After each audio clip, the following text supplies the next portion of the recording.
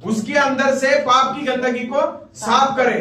इसलिए प्रभु का वचन कहता है, प्रभु कहता है कि मनुष्य के जीवन से पापों को हर ले, उसको धो ले, उसको मिटा दे, उसके जीवन से हर एक पापों को क्षमा कर दे, हर एक पाप को हटाकर उसको अपने महिमामय जीवन में, महिमामय स्वभाव में, उसे गुणों में लाए। इसलिए प्रभु का वचन में कहता है उसने हमारे पापों को अपने ऊपर में उठा लिया। जो विश्वास करता है उसके लिए वो पवित्र जीवन होता है, उसके लिए जीवन बदलता है।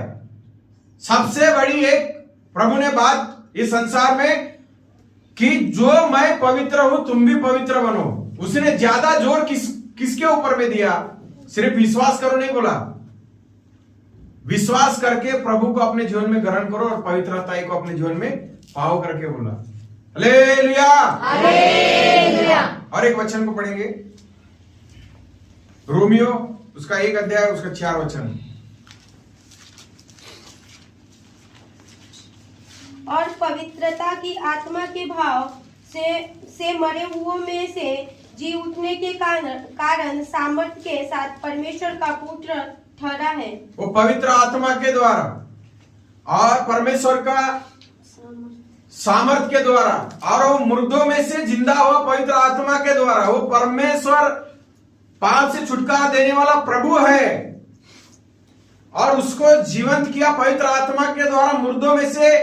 इस संसार में तीसरा दिन कोई भी जिंदा नहीं हुआ। आज भी यीशु की कब्र वर्तमान में खुली है, वो कब्र से बाहर तीसरा दिन आया हुआ प्रभु के बारे में कहता है कि यीशु मसीह तीसरा दिन जीवित हुआ। और इसी के पवित्रता के कारण और यीशु मसीह पवित्र होने के कारण और उसके अंदर में कोई गंदगी नहीं थी, इसलिए पाप को हराकर इस संसार में प्रभु ने क्या कर दिया? तीसरा दिन जीवित हुआ। तो इसलिए रोमियो की पुस्तक 1:4 में क्या कहता है कि उसने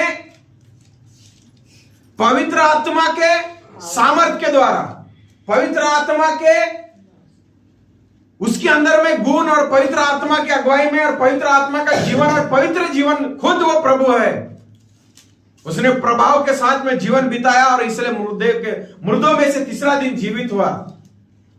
मुर्दे के समान मुर्दों में नहीं रहा, मुर्दों के बीच में से बाहर निकला। वर्तमान काल में जीवित प्रभु के बारे में कहता है कि यीशु मसीह पवित्र है और वो पवित्रता के कारण आज भी इस संसार में जीवित है।